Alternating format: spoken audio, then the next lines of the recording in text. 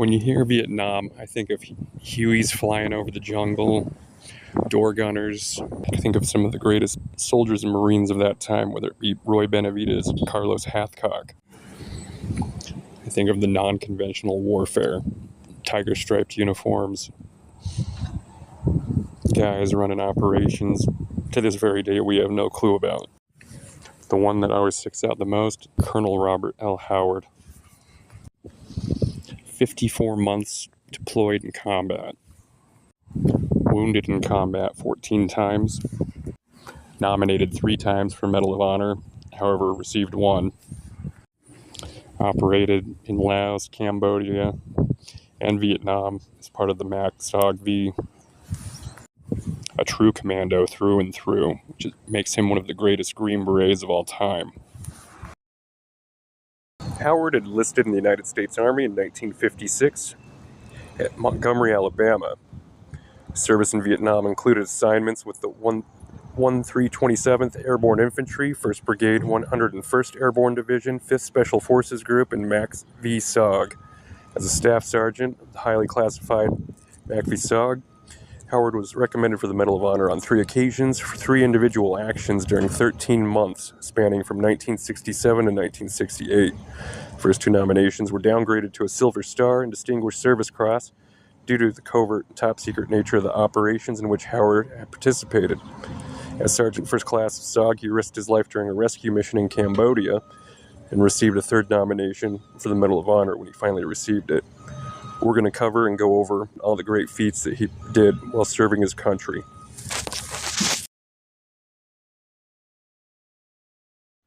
In 1967, Howard was in the MAC-SOG, running advisory and covert operations throughout Southeast Asia. His first nomination takes place in 1967. They were running a hostage rescue mission in Cambodia. When they came upon the compound, they were attacked by a bunch of machine gunner nests as well as a few snipers. As they approached North Vietnamese nest, Howard had taken out 1 sniper, took out 4 machine gunners. However, there was another machine gunner lying low. Howard walked over, threw a grenade, and took them out. As more of the northern Vietnamese began approaching, he was forced into retreat. However, he grabbed a small, light anti-tank and began firing, taking out all the Viet Cong. This action alone earned him his first nomination for Medal of Honor. The only problem with the situation, he wasn't supposed to be operating in Cambodia. November 19th, 1968, Colonel Howard was leading a forward operating base, number 2 Hatchet Platoon in Laos. Howard and his men were on a rescue mission due to helicopters being shot down by Vietnam anti-aircraft. After 4 days in the area, the force was ambushed by North Vietnamese troops, supported by Soviet Bush PT-76 tank.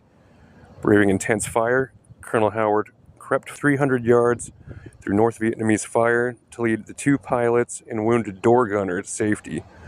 Although again wounded, this time by 14 pieces of shrapnel, he once again charged the enemy force, killing 2 and dragging back a 3rd as a prisoner. After another aborted extraction attempt during the 8th, Colonel Howard moved forward and silenced the 37mm anti-aircraft gun, which had caused much havoc of a 40-man bright light mission looking for Private First Class Robert Sheridan. Rescue mission looking for Private First Class Robert Sheridan. He was separated from another SOG reconnaissance team in northern Cambodia. He and Lieutenant Jensen, a team member on the mission, were wounded by a landmine. Upon receiving Colonel Howard, Lieutenant Jensen administered first aid and dragged him off the hill. He then organized the remaining 20 of his platoon, administered first aid, and directed fire for over 3.5 hours until they were successfully extracted from the incident. As badly wounded as he was, Howard was the last man to board the helicopter, making sure his men were all taken care of first. Valor. Lieutenant Howard distinguished himself while serving as platoon sergeant of an American Vietnamese platoon, which was on a mission for a missing American soldier in enemy-controlled territory, the Republic of Vietnam. The platoon had left its helicopter landing zone and moved out on its mission when it was attacked by an estimated 2-company force.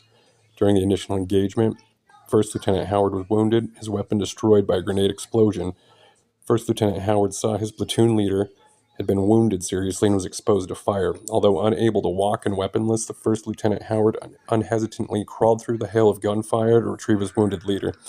As First Lieutenant Howard was administering first aid and removing the officer's equipment, an enemy bullet struck one of the ammunition pouches on his belt, detonating several magazines off. First Lieutenant Howard momentarily sought cover and then realizing that he must rejoin the platoon, which had been disorganized by enemy attack. He again began dragging the seriously wounded officer towards the platoon area. Through his outstanding example of indomitable courage and bravery, First Lieutenant Howard was able to rally the platoon into an organized defense force with complete disregard for his own safety. First Lieutenant Howard crawled from position to position, administering first aid to the wounded, giving encouragement to the defenders, and directing their fire on the encircling enemy for 3.5 hours. Successfully, they repulsed enemy attacks and were finally in sufficient control to permit the landing of rescue helicopters. Howard personally supervised the loading of his men and did not leave the bullet-swept landing zone until all were aboard safely. First Lieutenant Howard's gallantry in action, his complete devotion to the welfare of his men at the risk of his own life, were in keeping with the highest traditions of military service and reflect great credit on himself, his unit, and the United States Army. General Orders, Department of Army, General Orders Number 16, March 24th, 1971. Action date took place December 30th, 1968. United States Army, 5th Special Forces Group Airborne Division, 1st Special Forces. Howard had graduated Ranger School, Class 7 of 73, 1973, served in the 2nd Ranger Battalion in Fort Lewis, Washington as company commander from 77 to 78.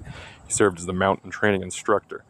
Howard later served as officer in charge in Special Forces training at Camp McCall near Fort Bragg, North Carolina, later commanding the Mountain Ranger Training Camp at Talongia, Georgia.